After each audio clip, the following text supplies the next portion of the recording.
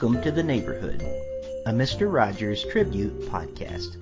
I'm your host, Rick Lee James of rickleejames.com, and I run the Mr. Rogers Quotes Twitter account and now Instagram account found at Mr. Rogers Say. As we again walk into this podcast neighborhood, I want you to know that no matter where you are from, you are welcome here. I'm glad to be your neighbor. Every daughter, every son, every tribe, and every tongue, in the spirit of Fred Rogers and the life of welcome that he lived, welcome to the neighborhood. Matthew Cordell is the Caldecott Medal-winning author and illustrator of Wolf in the Snow and the illustrator of numerous highly acclaimed children's books, including The Only Fish in the Sea and Special Delivery, which was a Washington Post Best Book of 2015. He wrote and illustrated Another Brother, Wish, and Hello, Hello, a New York Times notable children's book. His new book, Hello Neighbor, The Kind and Caring World of Mr. Rogers, is the official authorized picture book of Fred Rogers. Matthew lives near Chicago with his wife, author Julie Halpern, and their two children. He stopped by for a visit on our podcast neighborhood today, and I'm so thrilled about that. Matthew Cordell, welcome to the neighborhood. Thanks for having me, Rick. Great to be here. Well, I am so glad that we had a chance to do a little visit on this Saturday morning. It's at least here in Ohio a beautiful day, and I'm sure that there's many things you could be doing with your time, so I am just grateful that you chose today to be a day to spend with me for a little bit. I want to say congratulations on this wonderful new book. I just got my copy in the mail a couple of days ago and was able to read through it, and it's just a beautifully done book. So I just want to congratulate you on that. Thanks so much. Sure. As we begin, I'd love for you to tell our listeners just a little bit about yourself. So I, as you mentioned already, I'm an author and illustrator of many books for children. I started out as an artist, visual artist, and I've always loved to draw and paint ever since I was a little boy, and I ended up getting into children's books because of my wife, my girlfriend at the time, who I met, is a children's librarian. Huh. At the time, she was in elementary school, but she's worked in middle schools and both middle and elementary. But she sort of reintroduced me to children's books in my 20s when we met, and I loved everything about them, and ended up, she and I submitted a book together that she had written, and I did some sample illustrations for it, and it ended up getting published, and I just loved everything about it. The audience of children, the wonderful world of publishing for children, and drawing, painting, and ultimately ended up becoming an author as well. So and my first book was published in 2004, so it's been a nice ride so far. And but I grew up in South Carolina, a town called Greenville, and now we live in the suburbs of Chicago, and we have two children, a 12-year-old daughter and a 7-year-old son. And it's great. Life is great, and been really exciting to talk about and share Hello Neighbor since it came out as well. So sure. Well, it's interesting you say Greenville. I actually I'm a musician, and I played at least one or two concerts in Greenville over the years, so I'm a little bit familiar with the area. That's great. Yeah, nice. And how long ago did you say you moved from Greenville to where you are? So I moved into Chicago in 1999. Okay. So it's been a large chunk of my life. Yeah, at this point it's been about half and half. Half Sure. my life in the South and half here in the Midwest. Two really different perspectives on life for sure, but both wonderful places to live for sure. Yeah. So, well, that's terrific, and I appreciate you sharing a little bit about yourself and sharing your story with us. What I would really love to know this morning, and I'm sure our listeners would like to know too, everybody who comes on this show, they seem to have their own Mr. Mr. Rogers' story about a Mm-hmm. special way that Fred Rogers in some way impacted their life. And I have found that sometimes it happened when they were very young, sometimes it happened when they were adults. And I would just love to know, what is your Mr. Rogers story? Well, I was born in 1975, so that was really prime time for Mr. Rogers' Neighborhood, sort of right at the center of its height, I would say, because it started in 1968, and it was really going strong in my youth. So I was raised on a lot of those really rock solid PBS children's television programs, Sure. Sesame Street, Mr. Rogers. At the time, there was a electric company. There were really only a few at the time. Now there's so many to choose from and so many different networks. But so Mr. Rogers was a really important part of my childhood and those preschool, kindergarten years. And as I grew up, my interests changed. Of course, as I became an older child and a teenager and in college, and I did think about Mr. Rogers from time to time whenever he may come up in conversation or in the public eye. But I didn't really think about him a whole lot, until I became a dad myself. And my daughter was born in 2008, and what had happened was in those early years, we weren't watching any television.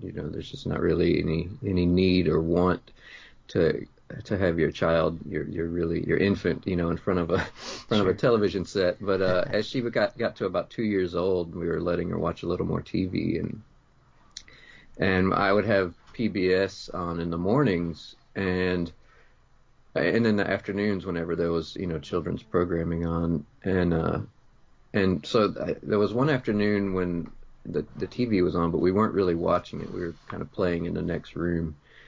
And I heard that the opening music come on from the television, the opening music of Mr. Rogers' Neighborhood. And I hadn't heard that song in years, many years. And it just really, it just really struck me to the core, just very nostalgic feelings, and there's a lot of memories. So we ended up going into the next room with Romy, and we watched it together, and I was seeing it through a whole different perspective. I had memories of what it was like growing up, but as I was watching it as an adult and as a dad, I was just astounded by how sincere and real and kind and curious and accepting and open and warm. I mean, it was just so many, in a world that can be really dark and sarcastic and cynical. Yes. Here was this man in this program about the complete opposite of that, loving of children and nurturing, and it was just refreshing in every way, and it really moved me. I think I may have even cried a little bit. Yeah, it was just, I was just so surprised at what I didn't remember or didn't know about the television program that I grew up with. So I started to watch it every day. Sometimes even without my daughter, I would just have it on.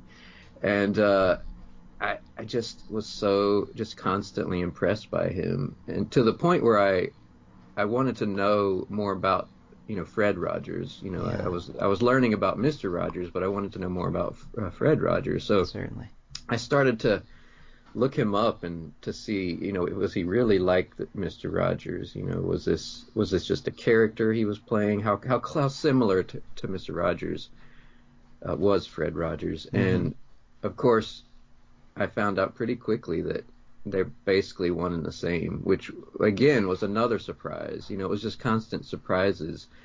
And at that point, being a children's author and illustrator, I knew that I really wanted to bring his story into the picture book world, because this was like I said, this was about 2010, And Mr. Rogers has always been very iconic, but I would say in those years there was a period of years where he wasn't as in the public eye as he is today. I think, there's been a resurgence of love and interest again in Mr. Rogers and Mr. Rogers' Neighborhood, but in those years I think it was a little dormant at that time.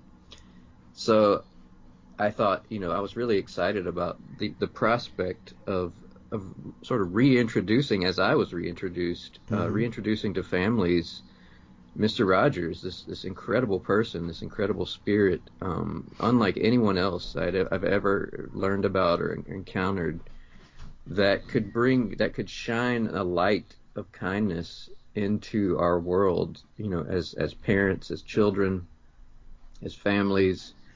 In a way that no one else can. I feel, no one has since, and it was just really inspiring to me to try to make that happen from that point on. So it was really powerful for me to rediscover him and for him to be back in my life again. Truly.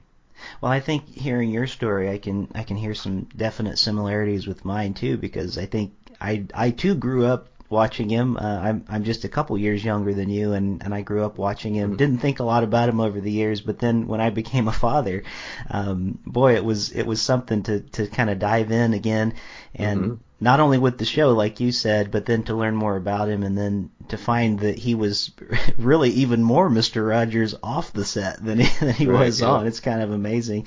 And I think you're right in that he is unique in the sense that there hasn't been maybe quite the voice of moral authority in our world like his since then. And I've often thought, especially over the last few years that have just seemed especially turbulent in the world, it would be really nice if there was a person who was universally a voice of moral authority that could just speak into a moment, because I feel like in many ways, even though he's passed on, his words and who he was and who he intentionally cultivated a life to become, I think he was that voice of moral authority that was almost this bulwark against the darkness, that just in his loving and very kind and very true, being true to who he was, did some amazing things. So thank you for sharing your story and the way that he affected you. It's something that I hear so many times, and yet everybody has their own unique way of the way they've been affected, for sure. Yeah. Well, your new book, and again, it's wonderful, and I want to let all of our listeners know that I'm going to have links to your book and to your website and everything that we have. If they go to fredrogerspodcast.com, they'll be able to find, just with a couple of clicks, all of your information. But I want to get into the book a little bit, as far as this is unique in that it is the authorized picture book biography of Fred Rogers. What does that mean exactly? Does that mean that that Fred Rogers Productions put their official stamp on this, or tell us a little bit about kind of what that means, that has the official authorization? Yeah, definitely. So when I first thought about making this book, it was important to me to do it in such a way where it was only done with sort of the blessing of, and at this time I wasn't aware of Fred Rogers Productions. I wasn't aware of Fred Rogers Company, it was called at the time. That it was, I assume there must have been some sort of company or not for profit still in existence, or even if just the family held some sort of proprietary rights over everything, and it was important to me to contact whoever that was and try to make this happen in a very official way. I only wanted to do it if it was giving back to the entity that was Fred Rogers, because he was such a giving person. It just felt like I needed to do it in conjunction with whatever was out there that was still working under his name. And I found out about the Fred Rogers Company, and and I got in touch with them, and it was a long process, I would say, because of course Fred Rogers Productions, they are still in operation. They make a lot of successful television, Daniel Tiger's Neighborhood, Peg Plus Cat, Odd Squad, a lot of popular television programs. And so they're very busy, and they're in the world of television, and I'm in the world of books. So it was sort of I had to really explain to them who I was, and how serious I was about doing this. And again, this was at a time when Mr. Rogers was not particularly in the conversation, so there was no real, I think, sense of urgency to make this happen. And so it became it was a little discouraging, I would say, at times, because I was so excited about this, and I wanted them to know how excited I was and how perfect I would be for this. But it wasn't as urgent to them as it was to me, I would think. I would say, and so it was a little slow going at first, but once I was finally able to cut through and speak with them on the phone and tell them, who I was and all my intentions, and things started to move pretty quickly, and I ended up flying out to Pittsburgh with my family. It was over the holidays one year, a couple years ago at this point, and met with a lot of the people that used to work with Fred, a lot of the producers and people that worked on Mr. Rogers' Neighborhood that still work for the company. And at that point, Fred Rogers Productions, they only wanted to make one picture book, one official picture book about Mr. Rogers, a picture book biography. And I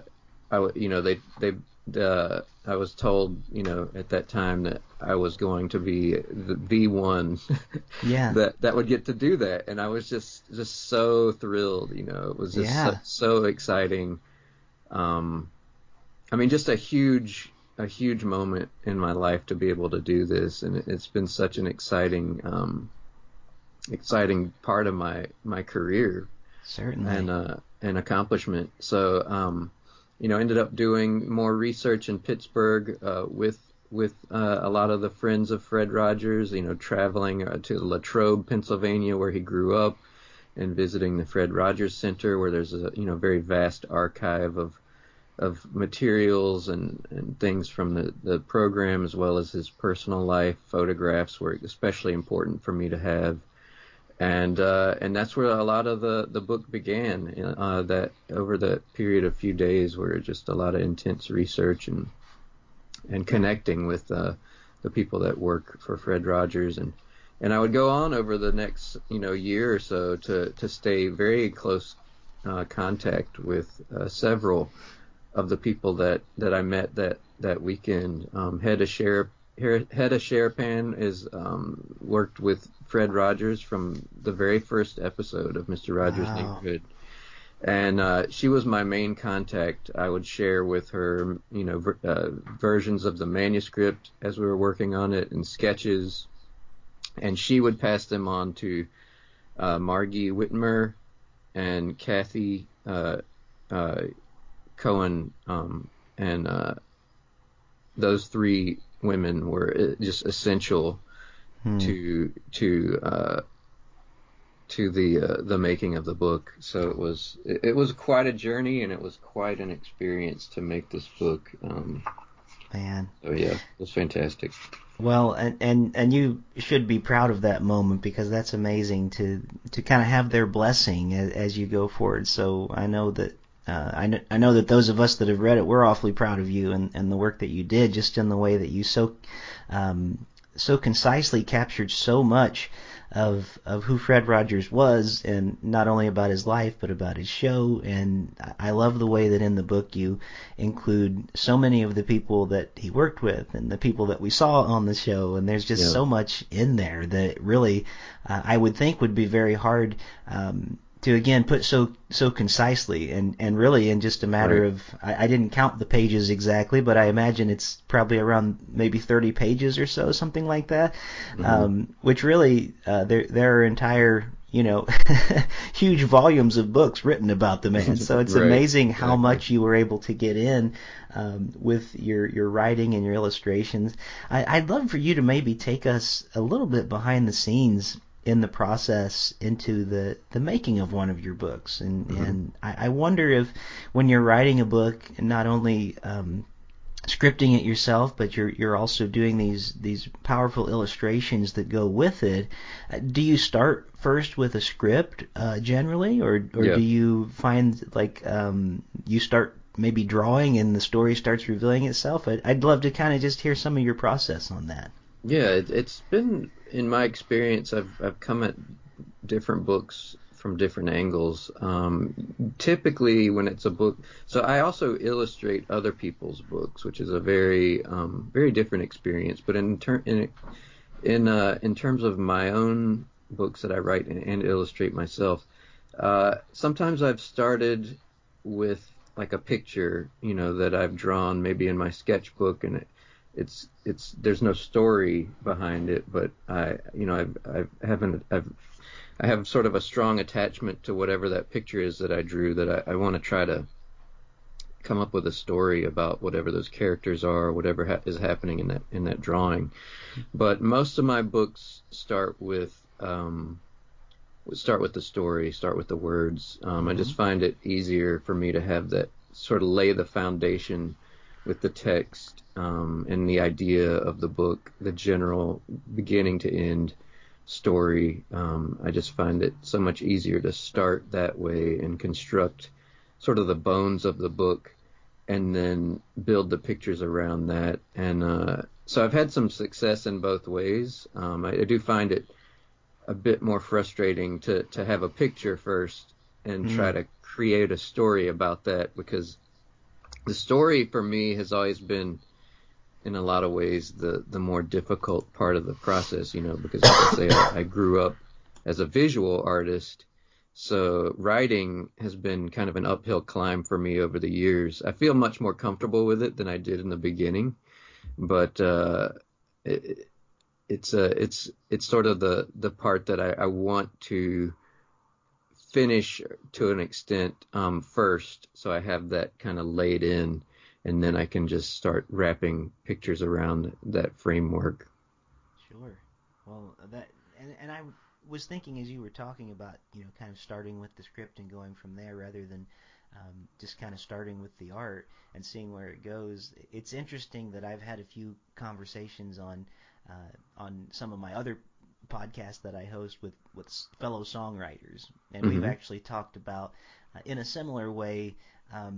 It's always much easier to kind of block yourself in a little bit with what you're doing, like say for you with a script and then starting from there and going rather than just being free form. And whereas with a song, oftentimes writers will start with the idea in mind first and then make some parameters for themselves that Hmm. they will challenge themselves not to go outside of that because Right. it forces them to tell it in a better way. Hmm. And so it's just interesting. I'm thinking about what you've just described too, that it also must really apply to that world of making art in the way you do.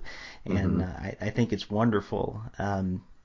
So thank you for sharing some of that process. And while we're discussing that, I've heard that when you speak to groups of children at schools and festivals and different places, that you have some special pins that you carry with you that you Oh like yeah, to that's show right. them. And Yeah. I'm fascinated by that because I don't particularly know a lot about pins. To me, as someone who doesn't do really much art other than trying to help my second grader in his school when he has art, for me, I don't know the difference, but I'd love to know more. Maybe you could tell us a little bit about sort of some of those pins that you carry around and why you choose specifically them for the work that you do. Yeah, so if you were to look at the art in Hello Neighbor, in all my books actually, the drawings are done with these sort of old-fashioned type of pen that you have to dip into a bottle of ink. So Oh, you don't. wow. It's not a pen that like most pens that we use today, that are just sort of filled with ink, and then they eventually run out and you throw them away. This is like a pen that it has like a metal tip called a nib, that you can change out of the actual pen. Different types of nibs that have different flexibilities and sharpnesses, um, and the reason I use that type of pen is because it you can draw or write with it, and you can get a lot of different line widths if you put different pressure on the paper. It can be really thick line or very thin line, or it can be a very smooth line or a very rough textured line. And in the sense of drawing, when you're writing, for instance, if you were writing a letter, I suppose you would want that line to be pretty clean and uniform. But when I'm drawing, I want to have all these different these variations. To me, that just makes it so much more interesting than to have one consistency of line thickness. And also the purpose of that is the type of ink that I use is waterproof, which is important because after I'm finished drawing it, the drawing is done in black ink, so it's just black and white drawing. When the drawing is finished, when I want to add color, I paint those drawings with watercolor paint.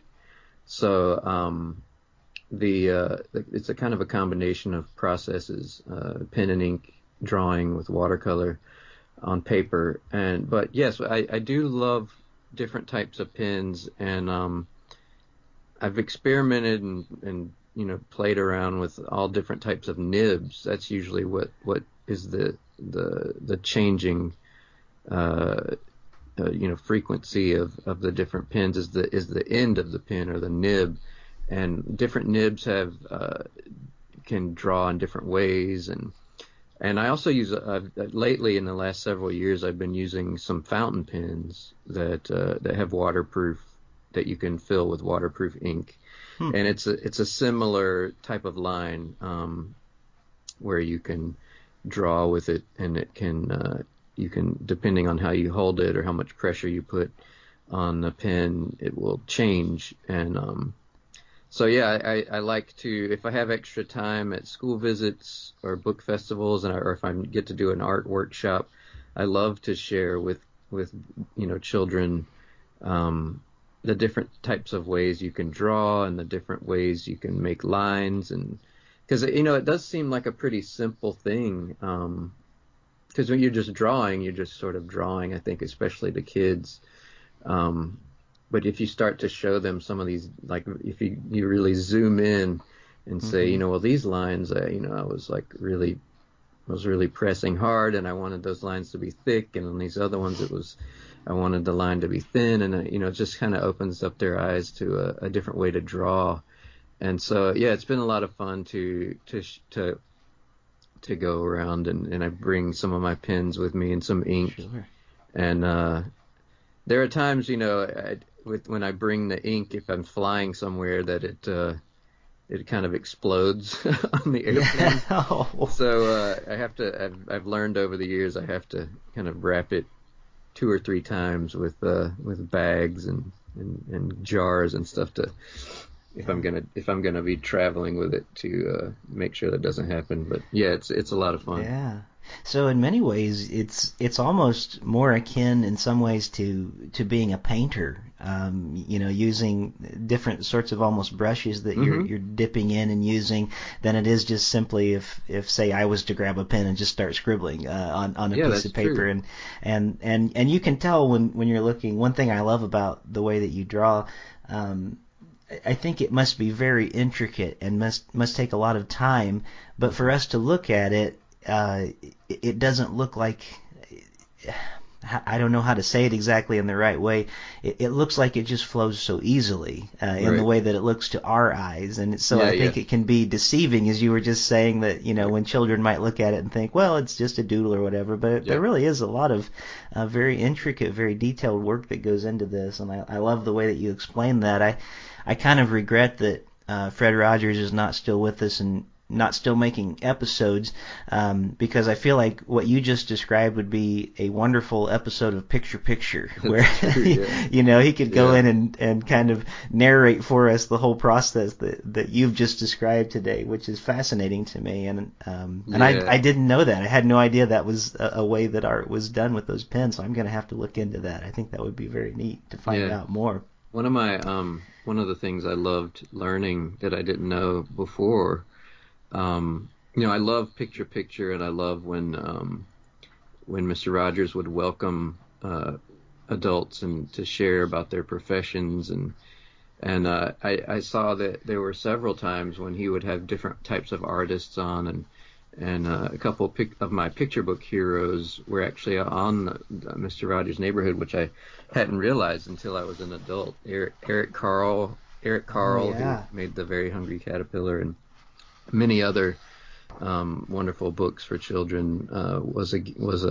He visited Eric Carle's studio, which was just so cool to me, to discover that. And Ezra Jack Keats, who did The Snowy Day and many other wonderful picture books, was also on the program, I think, more than once. So yeah, I loved when he would talk to artists of all different walks of life, dancers, musicians, Yeah. visual artists. This is so inspiring.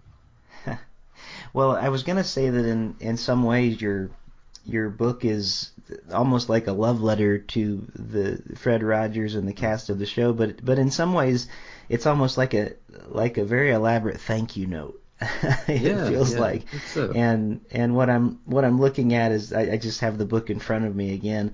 I love the way that you put so many characters. There's one particular page that stood out to me, where on the one side there's a page where Mr. Rogers is blowing into a trumpet and Mr. McFeely is there in the room. Mm-hmm.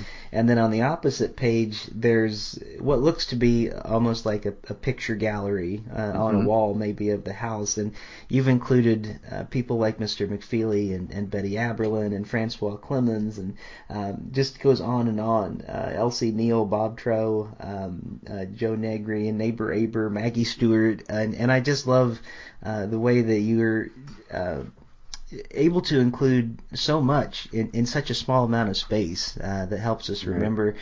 And for those of us that grew up watching the show and then are now watching it with our children, it really is sort of a callback. Like, wow, I remember that episode, and you do things like picture picture in the story, and I personally love the page with the Johnny Costa trio. I think that's just wonderful, because I'm a big fan of the music that Johnny Costa made over the years. And you not only include Johnny, but you've got the other players there, and you include them by name, Bobby and Carl, and I just think that's wonderful, right, because we're getting to see some of the people that really I think even the biographies don't get into that much, you know, when you're reading about Fred Rogers. So there really is an impressive amount of information that you've kind of supplied of what it takes to make an episode of the show. And thank you.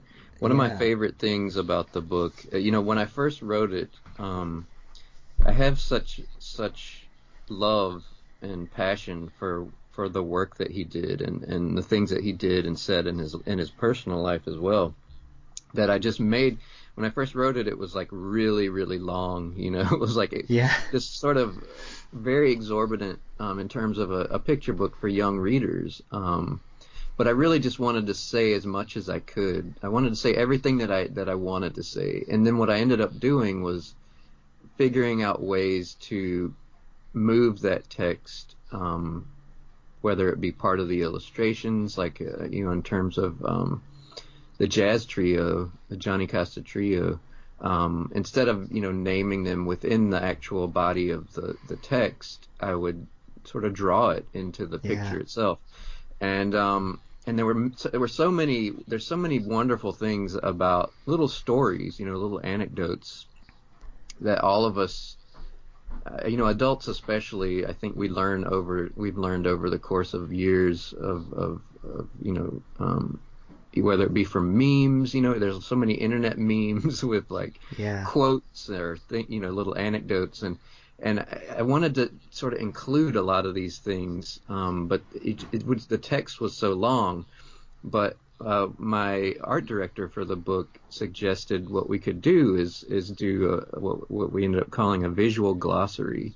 So in the back of the book, instead of calling out all of these different little things that are in the pictures, we have this little section where there's a tiny picture and it's referencing something from the main part of the book, and that there will be some text that goes on to describe what the significance of that picture is. For instance, I drew this little car. I drew a little car in one of the pictures where there's like a lot of sort of a collage of a lot of different iconography and things from the program. Sure. And you might wonder, what does this car have to do with anything? And you go to the back of the book, and there's the car. And the story is that, and this is a true story, and it's one of the things that I think it really speaks so much. I mean, there wasn't a place to put this in the book. Sure. It just didn't have that sort of importance, but the story itself is so significant, and it really summarizes the life that he lived and the way that people felt about him, Mr. Rogers, Fred Rogers. And the story is Mr. Rogers, or Fred Rogers' car was stolen from the street one day, and he, it was just like a typical crime, except because it was Mr. Rogers, it was on the Pittsburgh News. This made the news, and so it was really well. It was very publicized, and within a day or two, the car was returned to the exact spot where it was stolen from, and there was a note in the car from the thieves that had taken it, and they said, "We're sorry we stole your car. If we'd known it was yours, we wouldn't have taken it." And right. that is one of, I mean, that story moves me every time I tell it, and it just, I knew it had to get into the book, but it was just, the book was getting so long that I had to make some concessions, and I'm glad we were able to fit that in there somewhere. But I mean, I think there's so much to celebrate about Mr. Rogers, Fred Rogers, Mr. Rogers' Neighborhood, that I probably could have done this in 3, 4, 5 volumes, but it was a fun challenge to whittle it down into a picture book length. Yeah, well, I mean, you did a great job. Again, it's amazing you were able to get so much into the space that you had to work in, for sure. And I almost feel like there could be a follow-up of the visual glossary just as a book, just different little facts like that, because that is really a cool part in the back. And I was just looking at the green car that was stolen, that was Fred's in the back, and that too is one of my favorite stories, and just shows to what kind of impact he had on people. Right. And that's terrific. Yeah. Well, we're getting a little bit low on time on my end, but I just have a couple more questions to ask you. We had talked about your pens a few moments ago, and I always wonder, as a songwriter, I always try to have a pen or some kind of recording device in my pocket at all times for when inspiration strikes. Are you one that also keeps like a pen in your pocket at all times? Oh, absolutely, yes. I always need to have something to write with. I usually have a pen. It can't be one of my drawing pens, of course, because that would be a lot to carry around, a big mess. But I do keep just a favorite sort of more commercial type pen in my pocket. And that's one of the things I always tell kids too, or I often tell kids, is that you never know when inspiration is going to strike, and if you're walking around and you don't have anything to jot some sort of idea that pops into your head, it might just sort of vanish by the time you get back to your car or back to your bedroom, and you have a pen, and then you can't remember exactly what that wonderful thing was that you were thinking about. So never be without a pen. It's kind of one of my mantras. Keep a pen in your pocket at all times. Yeah, very good, and that's excellent advice to anyone who's a creator, and everybody's creative in some ways, no matter what they do. I think it's always a good idea to write down and journal and things like that. So, well, this was a wonderful insight this week, Matthew, and I really appreciate you taking some time to do a visit with us. I really just have one more question. That this is not so much a Mr. Rogers question, but it's just because I'm a comic book fan, and I've read about you that you have always been a comic book fan as well. And so I'm just wondering, who are some of your favorites? And it doesn't necessarily have to be favorites to read. It might be some of your favorites to draw. I'd love to just hear your thoughts on that. Yeah, so I grew up loving superhero comics. You know, I loved when I was young. I loved X-Men. That was probably my favorite. Yeah. But also Spider-Man, I think, was my absolute favorite. I just loved Attaboy. Spider-Man. Yeah, yeah. And as I got older, you know, I still have a kind of a soft spot in my heart for the superhero comics, but I've grown to love sort of more graphic novels and. Sure. You know, there's so many different ways and different. You know, back then I think the majority of comics, or at least what I was exposed to, was the world of superheroes. But as I've gotten older, I've just and I think more and more creators have experimented with the form of comic books as storytelling. That it's just a massive. It's just there's so much to discover in comics now. So I love to read all different types of comics now, and you can, if you look at my work, it's really rooted in comics. You know, it's sort of a different style of cartooning, almost like the style of like the type of cartoons you might find in like the New Yorker.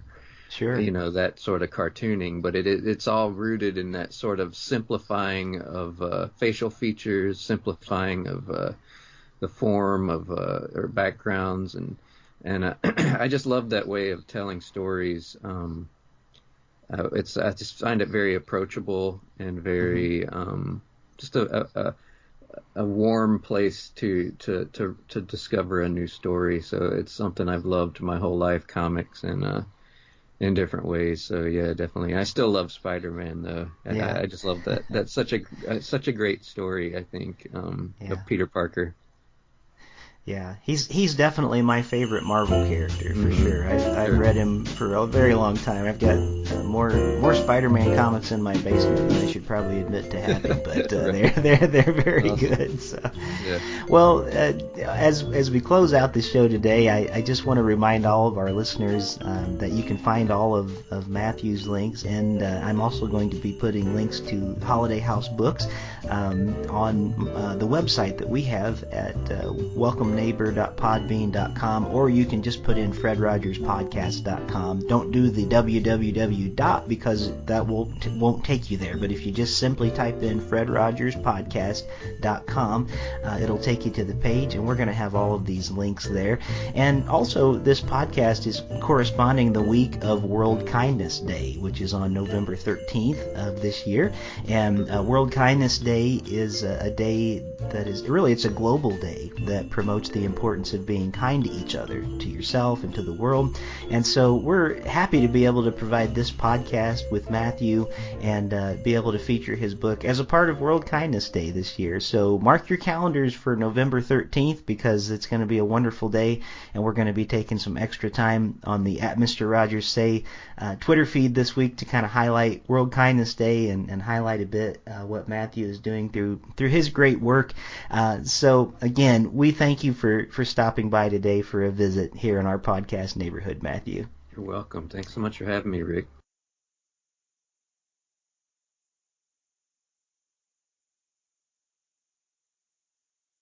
Well, to all of our listeners, thank you for joining us here this week in the neighborhood. Music featured on today's podcast was Noel by Kevin MacLeod. I do want to say a special thanks to my guest, Matthew Cordell, and Holiday House Books for making this possible today. And I want to thank the Mr. Rogers Say community on Twitter and Instagram. It's always wonderful to journey with all of you that follow there. I'm your host, Rick Lee James. My personal Twitter account is @RickLeeJames, and my website is rickleejames.com. Another podcast that I host, in case you're interested, is Voices in My Head, the Rick Lee James podcast, and I look forward to being with you again next time. But until we meet again, remember, you make each day a special day. You know how? By just your being you. There's only one person in this whole world like you, and people can like you exactly as you are.